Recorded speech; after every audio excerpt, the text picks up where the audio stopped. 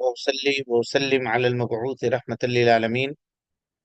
اللهم لا علم إلا ما علمتنا وزدنا علما يا كريم.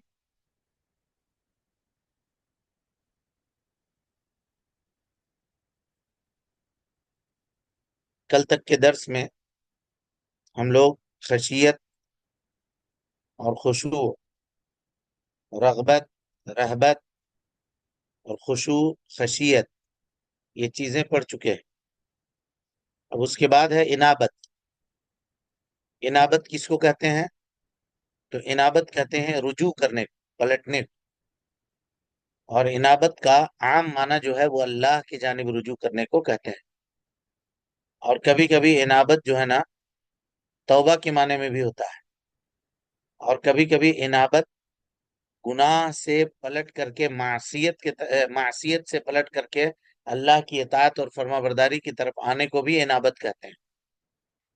تو کہیں پر انابت کا معنی توبہ پڑھیے گا، کہیں پہ انابت کا معنی سمجھیے گا کہ بندہ گناہ گار تھا لیکن اب درست ہو گیا ہے، تو اس کو بھی کہتے ہیں العبد المنیب، العبد المنیب یا العبد المنیب التواب، اس طرح سے. تو یہ سارے معنی میں انابت کا استعمال ہوتا ہے، سارے معانی میں انابت کا استعمال ہوتا ہے. اور کبھی کبھی انابت جو ہے مکروہات کو چھوڑنے کو بھی کہتے ہیں.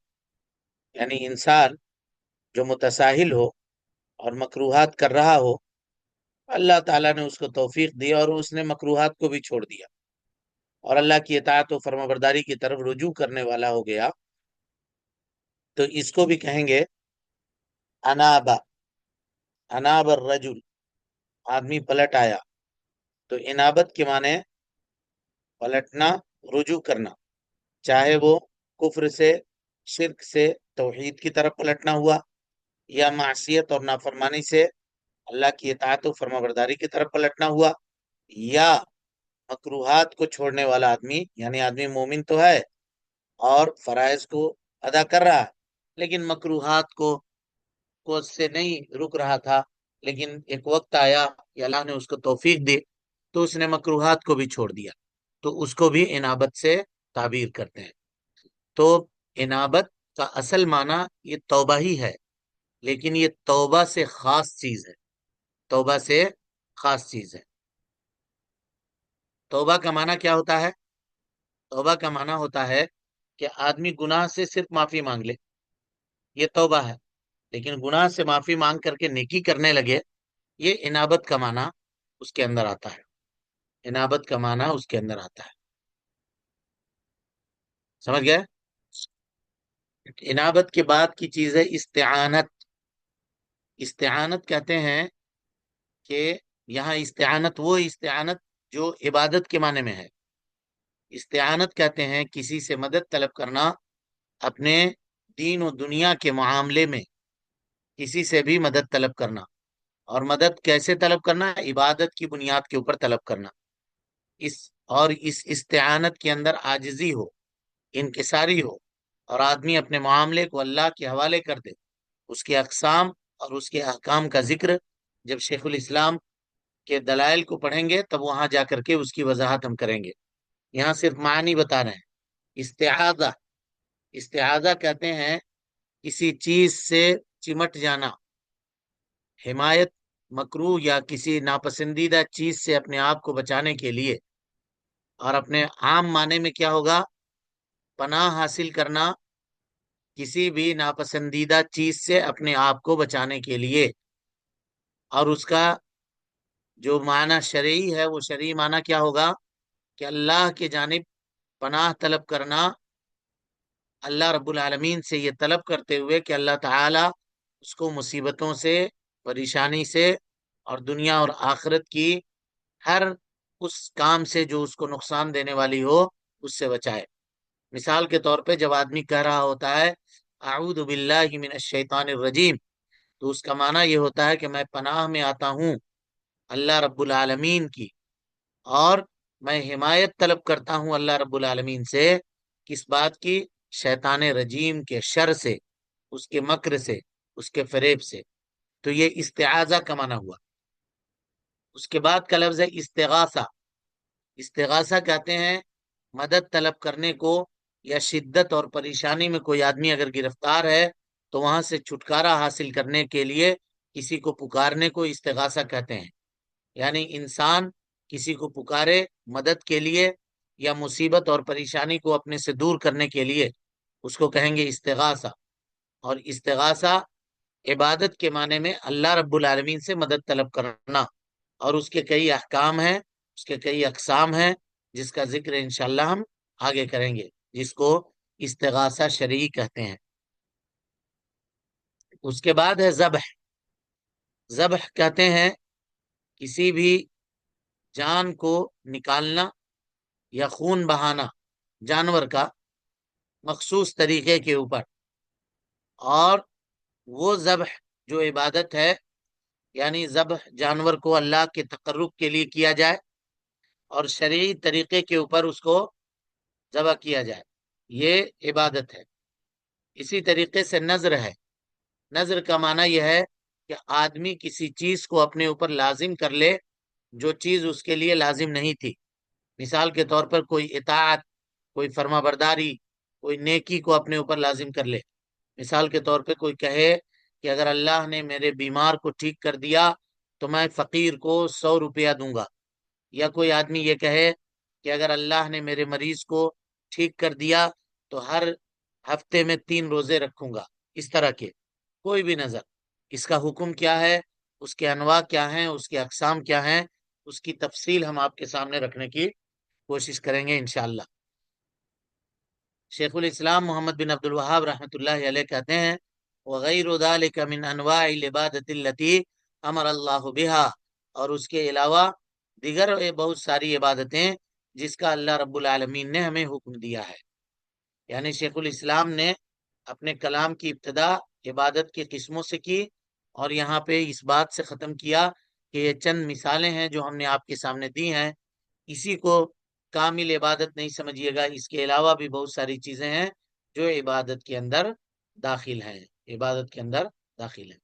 چلیے اب پڑھیے، بسم اللہ۔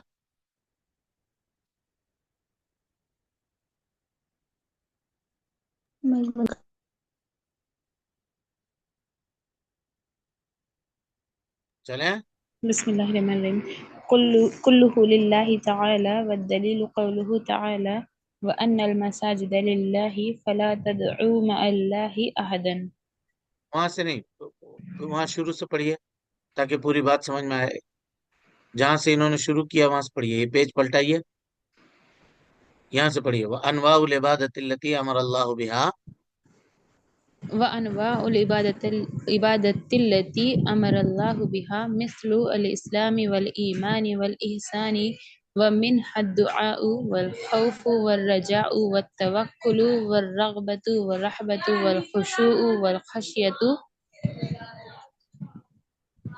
پورے کو یاد کیجیے گا صحیح سے، پورے معانی کے ساتھ۔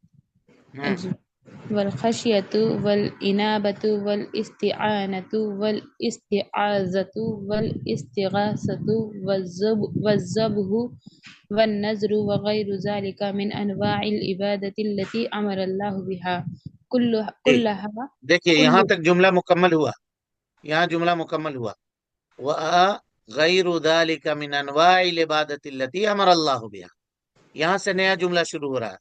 کلھا، ہا کی ضمیر کدھر لوٹ رہی ہے؟ عبادت کی طرف۔ کلھا للہ تعالی، چلیے۔ كلها لله تعالى والدليل قوله تعالى وأن المساجد لله فلا تدعوا مع الله أحدا. جی، یعنی اب تک جو آپ پڑھے نا، اب شیخ الاسلام کیا کر رہے ہیں؟ ہر ایک کی دلیل دے رہے ہیں، ہر ایک کی دلیل دے رہے ہیں۔ کہہ رہے ہیں کلھا للہ تعالی، یہ ساری عبادتیں اور اس جیسی اور بھی جو عبادتیں ہیں وہ صرف اللہ رب العالمین کے لیے کی جانی چاہیے۔ اور اس کی دلیل کیا ہے؟ یعنی عبادتوں میں سے کسی بھی عبادت کو یا عبادت کی کسی بھی قسم کو غیر اللہ کے لیے نہیں کیا جائے گا۔ اس کی دلیل کیا ہے؟ کہتے ہیں اللہ تعالیٰ کا قول وَأَنَّ الْمَسَاجِدَ لِلَّهِ فَلَا تَدْعُوا مَعَ اللَّهِ أَحَدًا، اللہ سبحانہ وتعالی اپنے بندوں کو یہ حکم دے رہا ہے کہ وہ توحید کو اس کے لیے خالص کریں اور اس کے ساتھ کسی کو شریک نہ ٹھہرائیں۔ کہاں؟ عبادت کی جگہوں پر، عبادت کی جگہوں پر، مسجد عبادت کی جگہ ہے، اور اللہ رب العالمین کی جو عبادت ہے اس کو مسجد میں اللہ رب العالمین کے لیے خاص کریں۔ تو مسجد یہاں کس معنی میں ہے؟ تو بعض لوگوں نے کہا کہ مسجد کا معنی عبادت کی جگہیں ہیں، سجدوں کی جگہ ہے، یا ایسی چیز جہاں آدمی اللہ رب العالمین کی عبادت کرتا ہو۔ تو پتہ یہ چلا کہ وہاں غیر اللہ کو نہ پکارا جائے۔ اسی طرح سے کچھ لوگوں نے یہ کہا کہ عبادت سے مراد اعضائے سجود ہیں، یعنی جسم کے جن حصوں کا استعمال کر کے آدمی سجدہ کرتا ہے اس کو بھی مسجد کہتے ہیں، عبادت سے نہیں، مسجد سے مراد اس کو بھی مسجد کہتے ہیں۔ جیسے سجدہ میں دو پنجے انسان کے لگتے ہیں ہاتھ کے، پیشانی اور ناک ہے، اسی طرح گھٹنے ہیں، اور اسی طرح سے پاؤں کے پنجے ہیں، سامنے کی انگلیاں۔ تو ان کو کسی دوسروں کے سامنے جھکانا اور اس حیت میں آنا یہ ناجائز اور حرام ہے۔ اور اسی طرح سے بعض لوگوں نے کہا کہ نہیں، اس سے مراد سجدہ ہے، غیر اللہ کے لیے سجدہ مت کرو۔ لیکن یہاں پہ کوئی آدمی آپ سے یہ کہہ سکتا ہے کہ اللہ نے کہا وَأَنَّ الْمَسَاجِدَ لِلَّهِ، مسجد میں اللہ کے علاوہ دوسرے کو نہ پکارو، مسجد اللہ کے لیے۔ اب مسجد میں کہاں ولی کو پکارتے ہیں؟ ولی کو مزار میں پکارتے ہیں، مسجد میں نہیں پکارتے ہیں۔ کیا جواب ہوگا؟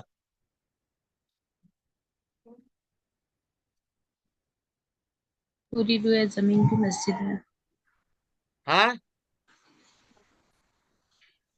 اللہ کی مسجد سبحان کہیں گے، پوری مسجد زمین، 3 معنوں کے لیے ہے۔ مسجد کتنے معنوں کے لیے ہے؟ 3 معنی، کون کون سا معنی ہے؟ اعضائے سجود اور تمام جو کام، ہر مسجد جو مسجد ہے، اور ساری روئے زمین اللہ مسجد ہے۔ مسجد ہے تینوں معنی میں، اعضائے سجود بھی، اور دنیا کی پوری جگہ، پوری زمین یہ مسجد ہے نا؟ لیکن کوئی چیز کچھ کچھ استثناء ہے اس میں۔ کون کون؟ کہاں کہاں نہیں پڑھ حمام، سکتے نماز؟ حمام، کوڑا کرکٹ پھینکنے کی جگہ، قبرستان وغیرہ۔ ہاں، اور کہاں؟ اونٹ باندھنے کی جگہ، اور کوڑا کرکٹ پھینکنے کی جگہ، کوڑا کرکٹ پھینکنے کی جگہ، حمام میں، اور کہاں؟ بیت الخلاء، قبرستان، قبرستان، اور جانور جہاں پہ ذبح ہوتے ہیں وہاں پر۔ اور جہاں پر مورتیاں رکھی ہوتی ہیں، اور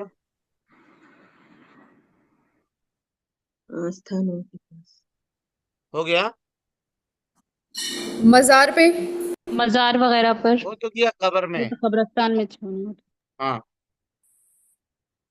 بیت اللہ کے چھت پر، خانہ کعبہ کے ہے۔ چھت کے اوپر بھی نہیں پڑھ سکتے نماز۔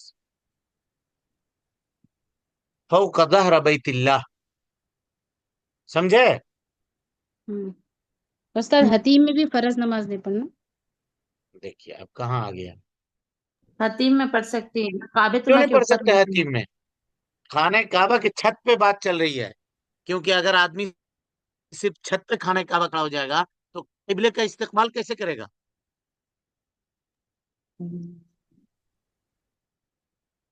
لیکن پوری دنیا کے چھت پہ آپ پڑھ سکتے ہیں نماز، کیونکہ قبلے کا استقبال ممکن ہے۔ خانہ کعبہ کے ارد گرد جو بلڈنگ بنی ہوئی ہے مسجد حرام، اس میں دوسرا تیسرا چوتھا فلور بنا ہوا ہے کہ نہیں؟ بنا ہوا ہے، وہاں نماز پڑھتے ہیں کہ نہیں؟ پڑھ سکتے ہیں۔ پڑھتے ہیں، بالکل مسجد ہے وہ، اس لیے کہ ہم خانہ کعبہ کا استقبال کر رہے ہیں، خانہ کعبہ ہمارے سامنے ہے۔ لیکن اگر چھت پہ کھڑے ہو جائیں تو کیسے استقبال کریں گے؟ ایگزیکٹ خانہ کعبہ کے چھت پہ کھڑے ہو جائیں تو، سمجھے؟ جی سر۔ ہاں، تو مسجد سے یہ ساری چیزیں مراد ہیں۔ تو روئے زمین پہ کہیں بھی غیر اللہ کی عبادت نہیں کی جائے گی۔ وَأَنَّ الْمَسَاجِدَ لِلَّهِ فَلَا تَدْعُوا مَعَ اللَّهِ أَحَدًا وَأَنَّ الْمَسَاجِدَ لِلَّهِ فَلَا تَدْعُوا مَعَ اللَّهِ أَحَدًا۔ چلیے اس کے بعد فمن صرف منها شيئا لغير الله وهو مشرك كافر والدليل قوله تعالى ومن يدعو مع الله إلها آخر لا برهان له به فإنما حسابه عند ربه إنه لا يفلح الكافرون. ہاں، اگر ان میں سے کسی چیز کو کوئی آدمی کسی غیر اللہ کے لیے، فمن صرفا منہا یعنی ان عبادت میں سے، ہاں کی ضمیر کس کی طرف لوٹ رہی ہے؟ عبادت کی طرف. اگر کوئی آدمی ان عبادتوں میں سے کسی عبادت کو غیر اللہ کے لیے کرے، صرف منہا شیئن یعنی صرف الی غیر اللہ، ہاں فہو مشرک کافر، ایسا آدمی مشرک ہے، کافر ہے، خارج عن الاسلامی اور اسلام سے وہ خارج ہے. دلیل اس کی کیا ہے؟ اللہ تعالیٰ کا قول وَمَن يَدْعُ مَعَ اللَّهِ إِلَٰهًا آخَرَ، جو اللہ کے علاوہ کسی دوسرے کو معبود بنا کر کے پوجتا ہے یا پکارتا ہے، لا برہان لہ بہ، جس کے اوپر اللہ تعالیٰ نے کوئی دلیل نہیں اتاری ہے. ہاں جی، لا برہان لہ بہ کا کیا مطلب ہے؟ کیا کسی مشرک، کوئی مشرک اگر آپ کو دلیل دے کہ نہیں یہاں پہ اس بزرگ کو پکارنا صحیح ہے، تو کیا وہ اس کو پکار سکتا ہے؟ بولیے نہیں. بولیے نا جلدی، کیوں نہیں نہیں کر بولتے؟ سکتے. تو کہیے گا یہاں لا، اللہ تعالیٰ نے کہا لا برہان لہ بھی، جس کی دلیل نہیں ہو. ہم دلیل دے رہے ہیں تب، قرآن اور حدیث سے ہاں قرآن اور حدیث سے ہی پکار دلیل سکتے دے ہیں. رہا ہوں. پکار سکتے ہاں پکار سکتے نا؟ جی. اگر وہ موجود ہے. ماشاء اللہ. تب کیسے ہوگا جی؟ جو کچھ پڑھا تھا نہیں پورا پکار ختم ہو گیا. نہیں پکار جی لا برہان لہ بھی، سنیے سنیے آپ سنیے، لا برہان لہ بھی یہ شرط نہیں ہے، اس کو کہتے ہیں قید کاشف. قید کاشف کا مطلب یہ ہے کہ اللہ اس بات کی وضاحت کر رہا ہے کہ شرک کے اوپر اللہ نے کوئی دلیل اتاری ہی نہیں ہے، کوئی دلیل نہیں ہے شرک کے اوپر. یہ مراد ہے، یہ مراد نہیں ہے کہ تم دلیل لاؤ ہم شرک کرنے لگیں گے. اعوذ باللہ، تم آسمان و زمین بھر کر کے دلیل لاؤ گے تب بھی ہم نہیں شرک کریں گے. سمجھے بات کو؟ جی بالکل استاد. ہاں، کیونکہ شرک پر اللہ نے کوئی دلیل اتاری ہی نہیں ہے، یہ کہنے کا مطلب ہے. تو پھر کوئی مشرک جو دلیل دیتا ہے تو کہیے گا وہ دلیل نہیں ہے، بکواس ہے، وہ فالتو ہے، بیکار بات ہے. دلیل جس نے نازل کیا ہے، جس کی باتیں دلیل ہے، وہ خود کہہ رہا ہے کہ ہم نے کوئی دلیل شرک پہ اتاری ہی نہیں ہے. اور یہی حضرت ابراہیم علیہ الصلوۃ والسلام نے بھی اپنے قوم سے کہا تھا وَكَيْفَ تَخَافُونَ مَا أَشْرَكْتُمْ بِاللَّهِ مَا لَمْ يُنَزِّلْ بِهِ عَلَيْكُمْ سُلْطَانًا، تم اللہ کے ساتھ شریک کرتے ہو اس پہ اللہ تعالیٰ نے کوئی دلیل اتاری ہی نہیں ہے. تو کبھی بھی اس خام خیالی میں نہیں پڑیے گا اور کسی کے دھوکے میں نہیں آئیے گا کہ وہ دلیل دے رہا ہے. آنکھ بند کر کے کہیے تمہارے پاس کوئی دلیل ہو ہی نہیں سکتی، کیونکہ اللہ نے کہا کہ ہم نے شرک پر کوئی دلیل نہیں اتاری ہے، کوئی دلیل نہیں اتاری ہے. اور اگر کوئی آدمی شرک کے اوپر دلیل دے رہا ہے، متشابہات سے دے رہا ہے، بے وقوف بنا رہا ہے، جھوٹ بول رہا ہے، اللہ کے اوپر بہتان باندھ رہا ہے. سمجھ رہے ہیں؟ ابھی جیسے ہم سوال پوچھا پھسل گئے آپ لوگ، کہا کہ نہیں دلیل دے گا تو کر لیں گے. اعوذ باللہ، کیسے کریں گے جی؟ شرک کتنا بڑا گناہ ہے، دلیل دے گا؟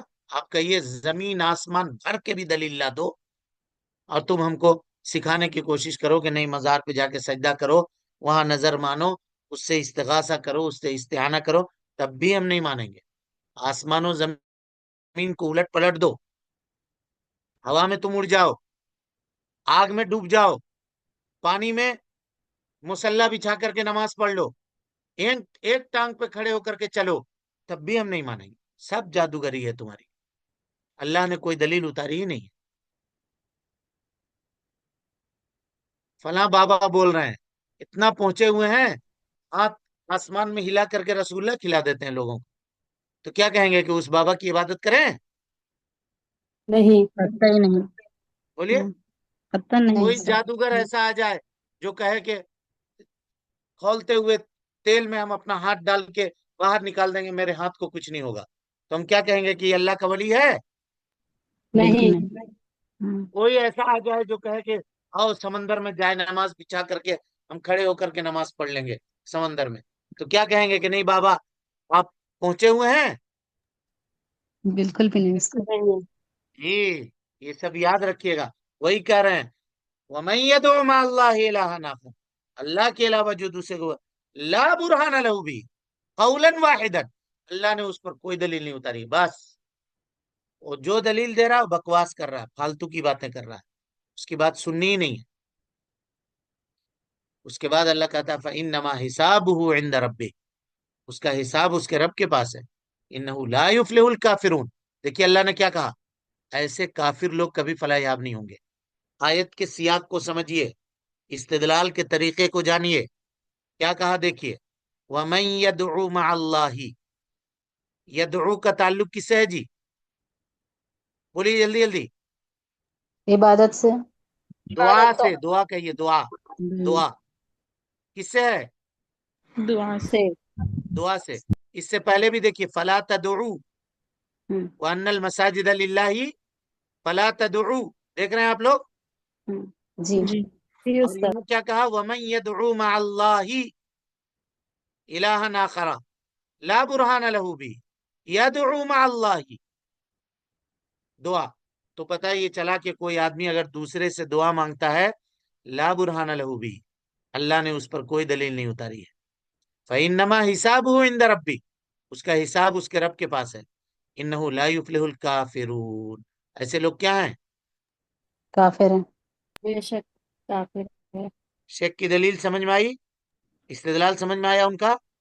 جی استاد۔ جی کیا استاد، کہہ رہے ہیں دیکھیے، اب یہاں سے پڑھیے فمن صرف منها شیئا، ان عبادتوں میں سے کسی ایک عبادت کو اگر کوئی صرف یصرف منے پھیرنا، پھیرتا ہے کس کے جانب؟ لغیر اللہ، اللہ کے علاوہ، چاہے کوئی بھی ہو، ولی ہو، بزرگ ہو، پیر ہو، پتھر ہو، درخت ہو، شجر ہو، حجر ہو، جانور ہو، کوئی بھی ہو، اس کے جانب اگر پھیرتا ہے فہو مشرک کافر، مشرک بھی ہے کافر بھی ہے، والدلیل قوله تعالی، اور اس کی دلیل کیا ہے ومن يدعو مع الله الها آخر لا برهان له به فانما حسابه عند ربه انه لا يفلح الكافرون، اللہ نے اس کو کیا کہا؟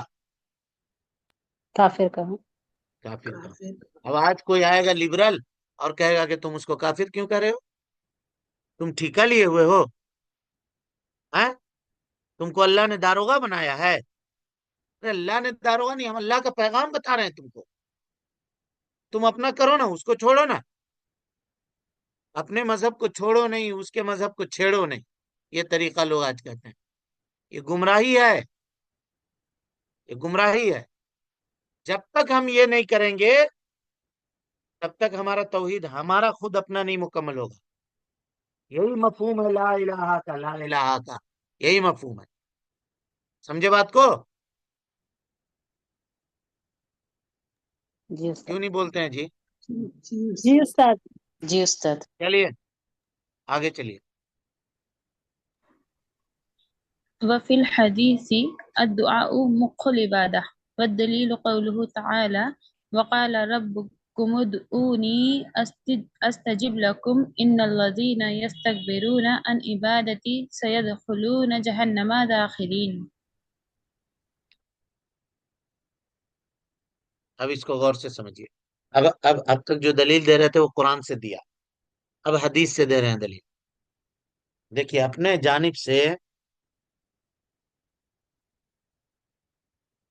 ایک بات بھی نہیں کرا، جو کہا اس پر دلیل دی، اب کہہ رہے ہیں وفی الحدیث قول نبی صلی اللہ علیہ وسلم الدعاء مخ العبادہ، یہی کہا نا، جی جی الدعاء مخ العبادہ،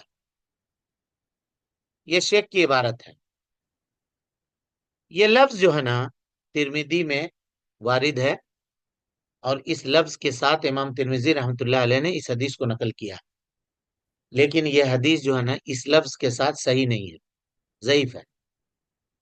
الدعاء مخ العبادہ، مخ کہتے ہیں گودے کو، ایسنس کو، اصل چیز کو مخ کہتے ہیں، ہے نا؟ تو دعا جو ہے عبادت کا مغز ہے، یہ ترجمہ ہوگا۔ اور مغز دماغ کو، بھیجے کو کہتے ہیں، جو انسان کی اصل ہے، کیونکہ اگر انسان پورا صحیح سالم ہے اور دماغ اس سے ہٹا دیا جائے تو کیا ہو جائے گا؟ اس کے جسم کی مضبوطی کسی کام کی ہے؟ جی نہیں ہے۔ نہیں ہے۔ دماغ ہی سے انسان ہے اصل، دماغ خراب ہو گیا تو پاگل ہو گیا۔ اللہ تعالیٰ سب کی حفاظت کرے۔ تو کہا الدعاء مخ العبادہ، یہ لفظ صحیح نہیں ہے، لیکن حدیث میں اس حدیث کے یعنی مخ العبادہ کے شواہد ملتے ہیں۔ کیا شواہد ملتے ہیں؟ اللہ تعالیٰ، اللہ کے نبی صلی اللہ علیہ وسلم نے فرمایا الدعاء هو العبادہ، دعا ہی دراصل عبادت ہے۔ اس حدیث کو امام ترمذی نے، امام ابو داؤد نے، امام ابن ماجہ نے، امام احمد نے روایت کیا ہے۔ حافظ ابن حجر الاسقلانی رحمۃ اللہ علیہ اس کی سند کو جید کہتے ہیں، اور امام البانی رحمۃ اللہ علیہ نے اس کو صحیح قرار دیا ہے۔ تو حدیث کیا ہے؟ اس لفظ کے ساتھ صحیح ہے، الدعاء هو العبادہ، الدعاء مخ العبادہ یہ ضعیف ہے، الدعاء هو العبادہ یہ صحیح ہے، لیکن دونوں کا معنی ایک ہی ہے، قریب قریب دونوں کا معنی ایک ہی ہے۔ شیخ الاسلام کہہ رہے ہیں کہ اللہ تعالیٰ کا قول دعا عبادت کا لب ہے، دعا عبادت کا خلاصہ ہے، دعا عبادت کی مغز ہے۔ اب اگر کوئی آدمی دعا کو ہی غیر اللہ کے لیے پھیر دے، دعا کو ہی غیر اللہ کے لیے پھیر دے، دوسرے سے مانگے، تو وہ آدمی اللہ کا عبادت کرنے والا کیسے ہو سکتا ہے؟ کیسے ہو سکتا ہے؟ سمجھ گئے؟ جی استاد۔ اور دعا میں کوئی تفصیل نہیں ہے جی، دعا مکمل عبادت ہے، اور اگر اس میں ذرہ برابر بھی کوئی آدمی دایاں بایاں کرے گا تو پھر مشرک ہوگا، مشرک ہوگا۔ لیکن رہی بات طلب کرنے کی کوئی چیز، یا کسی آدمی سے سوال کرنے کی جو حی ہو، قادر ہو، زندہ ہو، یہاں موجود ہو، جیسے آپ کے پاس کوئی ہے، آپ نے کہا کہ ذرا ایک گلاس پانی پلا دو، ہم نے کہا کہ ذرا کچھ پانی لا دو، کہا کہ یہ قلم بڑھا دو، ذرا وہ کاپی دے دینا، ذرا وہ کتاب ادھر کر دو، تو یہ کیا ہوا؟ کیا یہ بھی ناجائز ہوا؟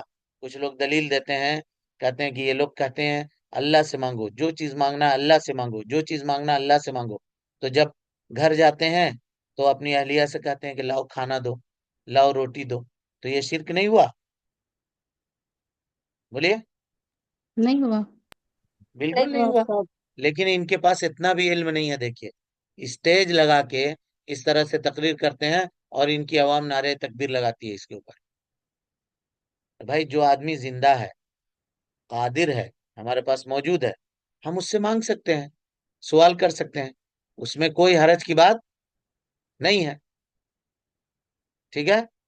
اب اسی میں کوئی آدمی آپ کے پاس موجود ہے، بیٹھا ہوا ہے، لیکن وہ مریض ہے، اس کو اس کے ہاتھ پیر میں تکلیف ہے، وہ اٹھ کے نہیں چل سکتا ہے، آپ اگر اس سے کہہ رہے ہیں کہ مجھے ایک گلاس پانی لا کر کے دو، تو وہ لا کر کے دے گا؟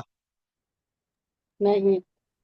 سن تو رہا ہے لیکن نہیں لا کر کے دے گا، تو کہیں گے کہ تم جان رہے ہو کہ وہ معذور ہے، اس سے مانگ رہے ہو، تو یہ عبث ہے، بیکار کام کر رہے ہو۔ لیکن کوئی آدمی یہاں موجود بھی نہیں ہے، مردہ ہے، میت ہے، وہ تو خود میت ہے، عاجز ہے، قبر میں دفن کیا ہوا ہے، اور اس کو ہم پکار رہے ہیں مدد کیجئے، ہم کو بچائیے، ہم کو فلاں کیجئے، تو اس سے دعا کی دونوں قسمیں، دعائے عبادت تو کبھی بھی جائز نہیں ہوگی، کسی کے لیے نہیں ہوگی۔ رہی بات دعائے مسئلہ، تو دعائے مسئلہ بھی اس سے جائز نہیں ہوگا، کیونکہ وہ کیا پانی پلائے گا؟ وہ آپ کو پانی پلائے گا؟ اور آپ کہیں گے ذرا ایک گلاس پانی پلا دیجئے، پلائے گا جی؟ نہیں پلائے گا استاد۔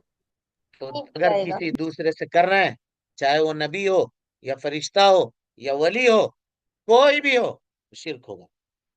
سمجھ گیا بات کو کہ نہیں سمجھے؟ جی سمجھ گیا استاد۔ چلیں آگے چلیے۔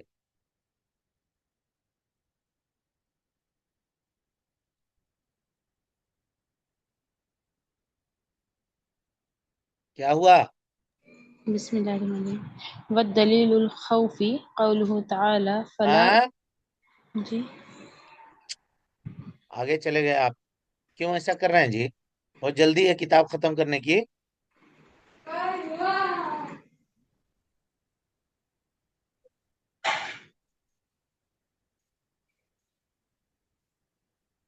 यहाँ से इसकी पढ़िए, दलील वफिल हदीथी। दलील इनाबा आना है ना। वफिल हदीथी, यहाँ से पढ़िए। वफी जी वफिल हदीसी अद्दुआउ मुख्फुल इबादा वद्दलील हम्म قوله تعالى وقال ربكم ادعوني أستجب لكم إن الذين يستكبرون عن عبادتي سيدخلون جهنم داخلين देखिए, दुआ क्या है? इबादत है। उसको बता रहे हैं, उसके लिए दलील दे रहे हैं शेखुल इस्लाम। गौर से समझिए इस आयत को। वकाल रब्बुकुम, और आपका रब कह रहा है। क्या कह रहा है? उदऊनी, तुम मुझे पुकारो। अल्लाह का ये कहना उदऊनी, ये उदऊ कौन सा सेगा है जी? पहले अम्र अम्र। अल्लाह किसी काम के करने का ऑर्डर दे रहा है, इसका मतलब क्या है कि वो काम क्या है? अम्र वाजिब। वाजिब फर्ज है। वो काम इबादत है। क्योंकि इबादत होने के लिए तकर्रुब का होना शर्त है, और इबादत होने के लिए किसी भी फेल का अल्लाह रब्बुल आलमीन की रजामंदी जरूरी है। जाहिर है अल्लाह उससे राजी है, तब तो हमको करने का हुक्म दे रहा है। जी ऑर्डर में इतनी बात तो समझ में आ गई अब तक हम लोगों को। दुआ करना वाजिब है और दुआ करना इबादत है, ये दोनों बात। वाजिब कहां से समझ में आया? उदऊनी, अम्र वजूब के ऊपर दलालत करता है। चलिए, हो गई बात।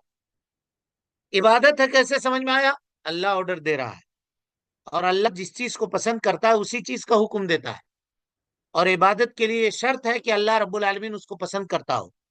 और अल्लाह की पसंद और नापसंद का आ, अल्लाह की पसंद और नापसंद का पता कैसे चलेगा?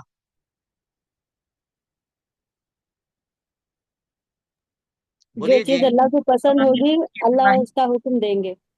जी, या उसके नबी उसका हुक्म देंगे। जी ठीक है। अगर किसी मामले में अल्लाह का हुक्म भी नहीं है, उसके नबी का भी हुक्म भी नहीं है, तो वो चीज इबादत होगी? नहीं। नहीं अगरचे वो काम बहुत अच्छा है। किसी के घर में किसी का इंतकाल हो गया, 3 दिन के बाद 200 शहर के गरीबों को और मिस्किनों को बुला करके उसने बिरयानी बना करके खाना खिला दिया, और उसका नाम रख दिया तीजा। और फिर 40 दिन के बाद फिर 200 लोगों को बुला करके खाना खिला दिया। अब जाहिरी तौर पे आप देखिए, तो गरीबों को खाना खिलाना अच्छी बात है या बुरी? अच्छी अच्छी बात बात है। है। लेकिन इबादत समझ के जो ये काम आपने किया, मैयत के इंतकाल के तीसरे दिन और 40वें दिन, इसको इबादत कैसे समझेंगे कि ये इबादत है? ना ये अल्लाह ने इबादत हुक्म नहीं दिया है, ना अल्लाह नबी का का हुक्म और तरीका है। नबी का हुक्म नहीं है ना। ये देखना पड़ेगा कि इस काम से अल्लाह राजी है या नहीं है। अल्लाह की रजामंदी का पता चलेगा कि क्या अल्लाह ने उस काम के करने का ऑर्डर दिया है? नहीं दिया है। उसके रसूल ने इस काम के करने का ऑर्डर दिया है? नहीं दिया है। काम खत्म। वो चीज इबादत हो ही नहीं सकती, अगरचे हमको कितना अच्छा ही क्यों ना लगे। आ गई बात समझ में? जी उस्ताद। तो यहाँ अल्लाह का ये कहना उदऊनी, उदऊनी, इससे ये पता चला कि दुआ इबादत है। क्योंकि अल्लाह ऑर्डर दे रहा है, और अल्लाह उस बात का ऑर्डर देता है जिसको वो पसंद करता है। और इबादत के लिए ये शर्त है कि अल्लाह उसको पसंद करे। हमको पता चला कि दुआ अल्लाह को पसंद है, हमको दुआ करनी चाहिए। यही ना जी? उसके बाद अल्लाह कहता अस्तजिब लकुम, मैं तुम्हारी पुकार को सुनूंगा। और आगे का इन्नल लदीना यस्तकबिरूना, जो लोग तकब्बुर करते हैं, अन इबादती, इबादती से मुराद दुआई, क्योंकि ऊपर में दुआ का जिक्र हुआ। जो लोग मुझसे दुआ नहीं मांगते हैं वो मुतकब्बिर हैं, और उनको हम क्या करेंगे? जहन्नम में दाखिल करेंगे, अन करीब जहन्नम में दाखिल करेंगे। क्या समझे बात को? दो दो दलील हुई यहाँ। दुआ इबादत है बोल के शेखुल इस्लाम ने कहा वफिल हदीस दुआ मुखुल इबादत, दुआ इबादत की असल है। ये तर्जुमा कर सकते हैं। اس کی دلیل دے رہے ہیں، کہہ رہے ہیں اللہ تعالیٰ کا قول وقال ربکم ادعونی، اللہ کا آرڈر عبادت کے اوپر دلالت کرا، استجب لکم ان الذین یستکبرون عن عبادتی، یہاں دیکھیے دعا کا بدل عبادت ذکر کیا، تو پتا کیا چلا کہ دعا کیا ہے؟ عبادت ہے۔ عبادت ہے، عبادت ہے۔ اور جو دعا نہیں مانگے گا اس کو اللہ تعالیٰ کیا کرے گا؟ جہنم میں داخل کریں گے۔ آ گئی بات سمجھ میں؟ جی استاد۔ تو دعا جب عبادت ہے، اب اگر کوئی آدمی اس کو پھیر دے غیر اللہ کی طرف تو کیا ہو جائے گا؟ وہ شرک ہو جائے گا۔ کافر۔ شرک ہو جائے گا۔ یہاں سے پڑھیے وغیر ذالک من انواع العبادت التي امر اللہ بها كلها للہ تعالی، یہ ریڈ سے لکھا ہوا دیکھیے، كلها للہ تعالی۔ اب یہاں آئیے، ان الذین یستکبرون عن عبادتی، جو لوگ میری عبادت سے تکبر کریں گے یعنی دعا مانگنے سے، ہم ان کو جہنم میں داخل کریں گے، اور جو غیر اللہ سے مانگیں گے اس کو بھی جہنم میں داخل کریں گے۔ آگے بات سمجھ میں؟ کیوں؟ اس لیے کہ وَأَنَّ الْمَسَاجِدَ لِلَّهِ فَلَا تَدْعُوا مَعَ اللَّهِ أَحَدًا، روئے زمین اللہ کے لیے، اس میں اللہ کے علاوہ کسی سے دعا مت مانگو، کسی کو مت پکارو۔ وَمَن يَدْعُ مَعَ اللَّهِ إِلَٰهًا آخَرَ لَا بُرْهَانَ لَهُ بِهِ، یہاں بھی کہا إِنَّهُ لَا يُفْلِحُ الْكَافِرُونَ۔ آ رہی بات سمجھ میں؟ جی استاد۔ جی استاد۔ چلیں چلیں،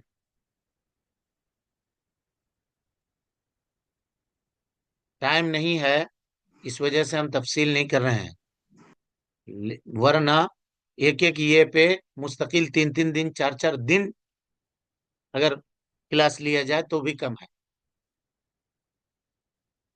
4 دن یعنی 4 گھنٹہ ایک ہی دلیل کے اوپر بات ہو سکتی ہے، خلاصہ ہم بتا دے رہے ہیں بس۔ چلیے، ودلیل الخوف قوله تعالی ابھی کس کی دلیل پڑھے آپ؟ دعا کی دعا کی، اور دعا کے بعد یہ نمبر 2 کیا ہے؟ خوف، نمبر 2 خوف۔ پڑھیے پڑھیے۔ ودلیل الخوف قوله تعالی فلا تخافوهم وخافوني ان کنتم مؤمنین۔ غور کیجیے اس کے اوپر بھی، وہ دلیل الخوفی یعنی دلیل الخوف کس چیز؟ خوف عبادت ہے، اس کی دلیل دے رہے ہیں۔ کیسے دلیل دے رہے ہیں؟ کہا فلا تخافوہم، ان سے مت ڈرو، وخافونی، میرے سے ڈرو، اللہ تعالیٰ کہہ رہا مجھ سے ڈرو، ان کنتم مومنین، اگر تم مومن ہو تو وخافونی یہ کیا ہے جی؟ امر ہے نا، جی کس پر دلالت کر رہا ہے؟ بولیے، خوف کا، کہ خوف عبادت وجوب ہے پر، اللہ تعالیٰ عبادت۔ کی۔ وجوب پر، وجوب پر۔ اور اللہ تعالیٰ کا آرڈر دینا، ابھی جیسے وہاں دعا کے بارے میں سمجھے، یہ پتا چل رہا ہے کہ اللہ اس سے راضی ہے، اور اللہ اس سے راضی ہے تو اس کا مطلب یہ عبادت۔ اللہ رب العالمین نے ان لوگوں سے ڈرنے سے منع کیا جو غیر اللہ ہیں، فلا تخافوہم، ان سے مت ڈرو، اور کہا کہ صرف میرے سے ڈرو، مجھ سے ڈرو۔ اور اللہ تعالی نے غیر اللہ سے نہ ڈرنے کو ایمان کی دلیل بتلائی، فلا تخافوہم وخافونی ان کنتم مومنین، ان شرطیہ ہے، اور اس کے بعد یہ شرط ہے اگر تم مومن ہو۔ پتہ یہ چلا کہ کوئی آدمی اللہ کا خوف تو رکھا ہے اپنے دل میں اور غیر اللہ سے بھی ڈر رہا ہے تو وہ مومن نہیں ہو سکتا، یا کوئی آدمی غیر اللہ سے صرف ڈر رہا ہے تو بھی مومن نہیں ہوگا، اور کوئی آدمی صرف اللہ سے ڈر رہا ہے اور غیر اللہ سے نہیں ڈر رہا ہے وہی مومن ہوگا۔ سمجھے؟ جی جی استاد۔ استاد۔ ان کنتم مومنین شرط ہے یہاں پہ، اور اگر شرط نہیں پایا جائے گا تو شرط کے اوپر جو مشروط ہے وہ بھی نہیں پایا جائے گا، اذا فات الشرط فات المشروط، جب شرط نہیں پایا جائے گا تو مشروط بھی نہیں پایا جائے گا۔ یہاں پہ شرط اللہ کا خوف، غیر اللہ سے عدم خوف، یہ شرط ہے۔ مشروط کیا ہے؟ ایمان۔ تو اگر یہ شرط نہیں پایا گیا تو مشروط بھی ایمان بھی نہیں پایا جائے گا۔ سمجھ گیا یا نہیں سمجھے اب تک بات؟ جی جی جی، گزشتہ درس میں ہم آپ کو بتا چکے تھے کہ خوف کے کچھ اقسام ہیں، اور ان میں سے ایک قسم بیان کیا تھا خوف سر. خوف سر، خوف سر کی تفصیل کو سمجھیے. انسان کے دل میں کسی چیز کے تعلق سے خوف ہو اور اس کا تعلق عقیدے سے ہو، یعنی خوف سر جو ہے نا، یہ عقیدے سے پیدا ہوتا ہے. کس سے پیدا ہوتا ہے؟ عقیدے سے پیدا ہوتا ہے. کوئی آدمی یہ عقیدہ رکھے کہ غیر اللہ بھی اس کو ایذا دینے کے اوپر قادر ہے، اس کو ایذا اور تکلیف اور نقصان پہنچانے کے اوپر قادر ہے، اگرچہ وہ وہاں حاضر نہیں ہے، لیکن وہ اس سے ڈر رہا ہے، چاہے حاضر ہو چاہے غائب. جیسے بعض لوگ یہ کہتے ہیں فلاں پیر کے بارے میں برا بھلا مت کہو، وہ تم کو نقصان پہنچا دے گا.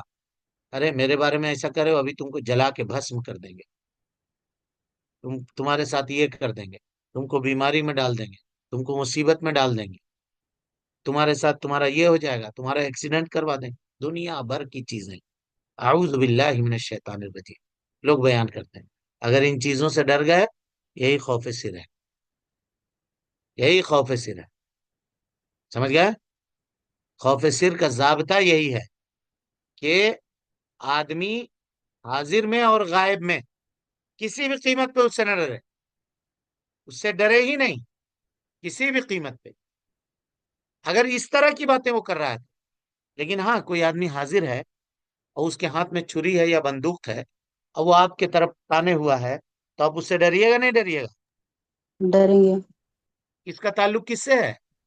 تبھی طبیعی سے ہے، طبیعی سے ہے، وہ اس میں نہیں آئے گا. سمجھ گئے؟ لیکن ایک آدمی کھڑا ہے آپ کے سامنے، کہہ رہا ابھی تم میرے بارے میں ایسا کر رہے ہو، تم کو ابھی جلا کر کے بھسم کر دیں گے، تم کو فنا کر دیں گے، تم کو چنا کر دیں گے. تو میرے پیر کے بارے میں برا بھلا کہہ رہے ہو، وہ تم کو ایسا کر دے گا، وہ تم کو ایسا کر دے گا. تو کیا اس کے ہاتھ میں ہے یہ طاقت؟ بالکل بھی نہیں. نہیں. نہیں. بالکل نہیں ہے، ہرگز نہیں ہے. یہی ہے، اور یہی کام جادوگروں کا، شوبدہ بازوں کا اور یہ جھاڑ پھونک کرنے والوں کا ہوتا ہے. ایسا مت کرنا نہیں تو وہ ناراض ہو جائیں گے حضرت، ایسا مت کرنا تو حضرت ناراض ہو جائیں گے، تو حضرت ایسا بولے ہیں تو حضرت یہ بولے ہیں تو حضرت وہ بولے ہیں. پورے توحید کا ملیا میٹ کر کے رکھ دیا، ڈائنامیٹ کر دیا، ختم کر دیا انسان کے دل سے اس طرح کی چیزوں میں. والعیاذ باللہ. کون نقصان دے سکتا ہے اللہ کے علاوہ؟ حضرت ہود علیہ السلاۃ والسلام کو بھی ان کے قوم والوں نے یہی کہا تھا. کیا کہا تھا؟ کہ تم ہمارے معبودوں کو برا بھلا کر رہے ہو، ہمارے معبود تم کو پکڑ لیں گے، تم کو نقصان پہنچا دیں گے. کہا کہ کوئی کچھ نہیں کر سکتا، ہر ایک کی پیشانی اللہ کے ہاتھ میں ہے. اگر اللہ مصیبت دینے والا ہوگا تو دے گا، نہیں ہوگا تو نہیں دے گا. اب آزمائش ہوتی ہے. لیکن اگر یہاں پہ جو آدمی متزلزل ہو گیا تو بس معاملہ اس کا گیا. تو خوف سر کس کو کہیں گے؟ کہیں گے خوف سر وہ ہے جو چاہے آدمی حاضر ہو یا غائب ہو، وہ مختلف نہیں ہوتا. عقیدے کے اعتبار سے ہم نہیں ڈر سکتے. یہ خوف شرکی ہے، اور ایسا کرنے والا آدمی کیا ہے؟ مشرک ہے. ٹھیک ہے؟ ایسا کرنے والا آدمی مشرک ہے. اسی طریقے سے خوف کی ایک قسم، وہاں پر کتنی قسم ہم نے بیان کی تھی جی؟ 4 قسم. کون کون؟ خوف سری، خوف طبعی، خوف دنیاوی، خوف وہی. ہاں، خوف دنیاوی اس کی مثال دیا تھا کیا؟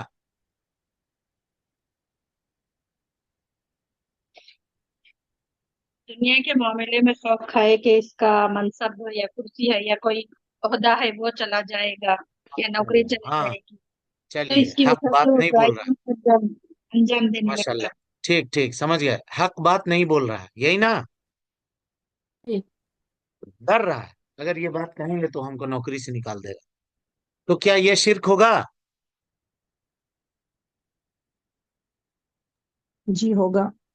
نہیں ہوگا، یہ معصیت ہوگا، گناہ ہوگی. سمجھ رہے ہیں؟ یہ کیا ہوگی؟ گناہ گناہ ہوگی. لیکن اگر یہ عقیدہ رکھ رہا ہے کہ یہی ہمارے روزی کا مالک ہے، یہ اگر نوکری پہ نہیں رکھے گا تو کون رکھے گا ہم کو؟ ہم کہاں جائیں گے؟ بھوکے مر جائیں گے، ہمارے بال بچے برباد ہو جائیں گے. اگر یہ عقیدہ رکھ کے ایسا نہیں کر رہا تب تو وہ روزی دینے والا کون ہے؟ اللہ تعالیٰ اللہ رب اللہ. العزت. اس کے ہاتھ پہ نہیں ہے تو دوسرے سے ملے گا، یہاں نہیں ملا ہے تو دوسری نوکری مل جائے گی. آخر اللہ نے ہم کو پیدا کیا ہے تو ہمارا کھانا خرچہ بھی اس نے لکھا ہے نہیں لکھا ہے؟ لکھا ہے سر. بالکل بالکل. تو یہ خوف کی ایک قسم ہے. اور آپ کو بتا چکے ہیں کہ خوف طبعی کا جہاں تک معاملہ ہے اس میں انسان کی کوئی ملامت نہیں کی جائے گی. انسان کی کوئی ملامت نہیں کی جائے گی. سانپ دیکھ کر کے آدمی ڈرتا ہی ہے، رات کی تاریکی سے انسان کو تھوڑا بہت خوف لگتا ہی ہے. اور اسی طریقے سے بچھو دیکھ لیا یا کسی ڈاکو کو دیکھ لیا یا کوئی شکل صورت بگاڑ کر کے سامنے آ کے کھڑا ہو گیا، اس سے ڈر گیا. اچانک کوئی پیٹھ پہ مارا، اس سے ڈر گیا. ہاں، تو یہ خوف طبعی ہے اور اس کے بارے میں کوئی مواخذہ نہیں ہے. ٹھیک ہے. اب انشاءاللہ کل کے درس میں ہم لوگ خوف کے درجات پڑھیں گے اور اس کے بعد اس کے آگے پڑھیں گے انشاءاللہ.